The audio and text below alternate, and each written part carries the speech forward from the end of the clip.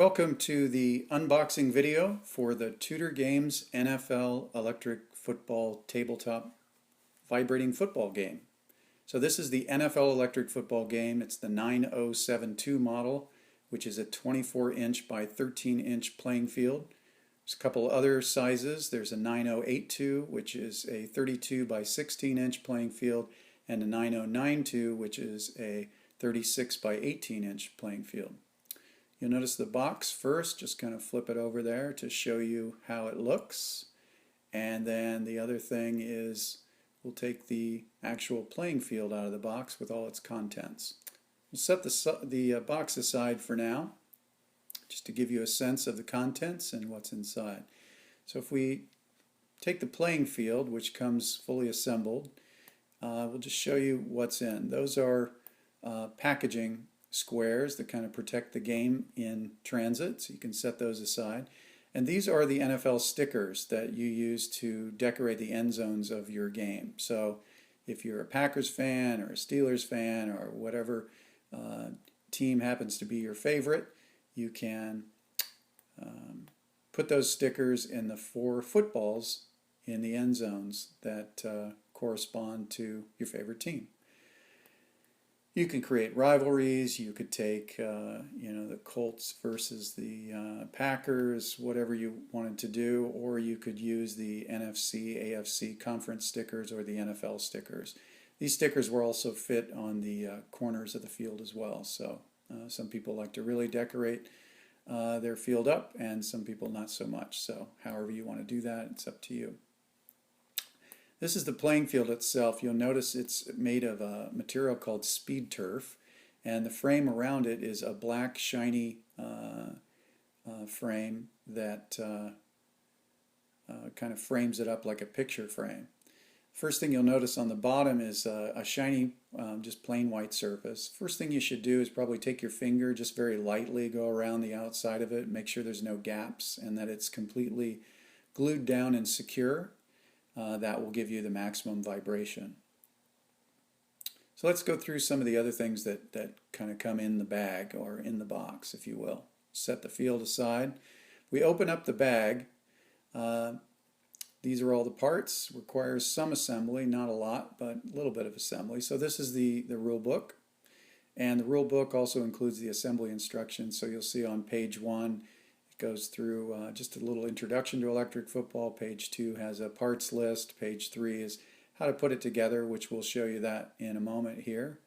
Page 4 is all about your players and how to make them run routes, and how to make electric football players and your team do what you want them to do. And then some sample plays at the end and some warranty information. On the back too are some extra score sheets, so if you want to photocopy that, you can, and then you'll have extra score sheets as well. Okay, let's see what else comes with it. First thing we should look at is probably the powertrain. The powertrain is what makes this thing go. So the first part of that is the motion generator. This is a small DC battery-powered engine, if you will. And it comes with a piece of double-side tape on the bottom, and you're going to stick that tape and that motor onto the underside of your game at the 50-yard line. The second part of the powertrain is the remote control. Now the remote control is has a few different cool features. First of all, it has a speed control, which allows you to change the speed of play as the play is developing. And then on the side here, I'm kind of pushing that with my index finger, but you'd probably hold that normally and use your thumb on that.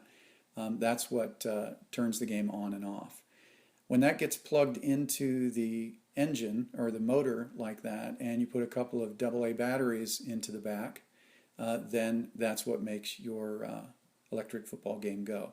So the first thing you probably want to do after you've checked the contents and everything and read the directions, is you want to put that motor onto your field. So you're mounting it permanently on the field. You want to go one motor width distance away from the edge, and then the other thing you want to watch for is that little jack right there.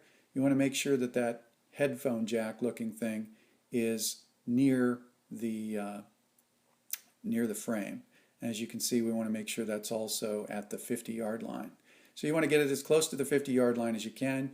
You want to make sure that little jack is close to the end frame, and you want to make it about a motor width distance apart. Now once you've done that, you peel off the backing right here and then stick that baby down. And you might want to put your hand on the other side when you stick it down, just so that you don't shove the entire playing field out of the frame. So you don't need to stick it very hard. Also, you might want to, if you ever need to move it, you can do what I'm doing here and just kind of crank it to the side, and it should pop off. And if you ever need to put more tape on it at a future time, you can certainly do that. You can get double-sided tape at any hardware store. So once that's installed, your game will vibrate, and the vibration that is generated when you do that makes your players move. So let's take a look at some other features of this game, the speed turf field and the other parts of it.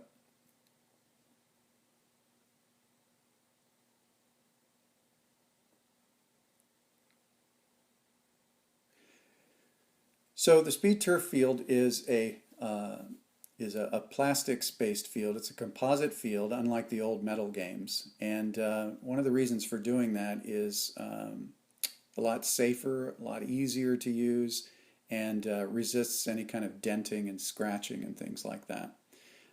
These are the clips I've just put around the 50-yard line, and you can see the goalposts and the markers. So we'll kind of take this goalpost off the plastic sprue. You can throw those pieces away. The goalpost then fits into these clips. The clips are all the same. There's 5 of them. You use 2 on the end zones to hold the goalposts, and then you use the other 3 in a manner I'll show you in a moment. So when that's pushed in there and set in there right, you can see the goalpost lines up exactly with the back of the end zone, and then this whole piece slides until you can align it with that hash mark you see at about the 2.5-yard line, just to make sure you have this baby centered. You do the same thing for the other side, and then these clips, you put one clip on one side and you want to put your other 2 clips opposite that. And the other 2 clips opposite that are for your down markers. So you take the down markers, take them off the same. If you want to do this really cleanly, nail clippers work really well. They take that extra piece of plastic flashing off the top. But you want to stick those 10 yards apart. You can get a good sense of this from the way I'm doing it here. There's different holes on there, and that way these clips work for any size field you might have. But for this one, 10 yards away, and then you put your line of scrimmage mark on the other side. These move a little bit rough when you first get it, but as time goes on, they will loosen up and they'll move very, very smoothly. Nice thing about it is once they're on there, they stay on there, so they don't fall off, and it's much more difficult to lose them. All right, some other pieces that come with the game: the classic black and white numbers. These are the jersey numbers that go on your players. This particular set comes with red and white players, so you have a red team versus a white team. The 90-82, which is the next size up from this NFL game, has NFL teams that come in the box, one home and one away. And then the 92 game, which is one size bigger than that, also comes with NFL teams for home and away. So next thing you need to do with these players is you need to put them onto their bases. And getting them onto their bases is an important part of electric football. Here are the footballs themselves, the little felt footballs. These are the classic electric footballs. We also, some games will come with the newer Saturn footballs, which are a little larger. These are the TTQBs, or the triple threat quarterbacks. You get 2 with the game, and those allow your players to run and pass and kick. So that's an essential part of electric football. Now I'm going to show you the bases. These are Invisibases, so these are new, and they're pretty cool.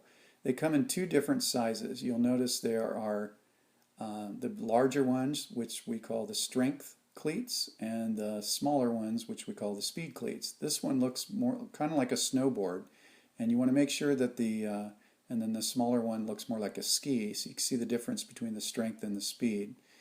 It takes two of the speed cleats to put onto a player, and you want to make sure that that bottom flange is angled backwards, and you can see this in the rule book really easily as to how that happens.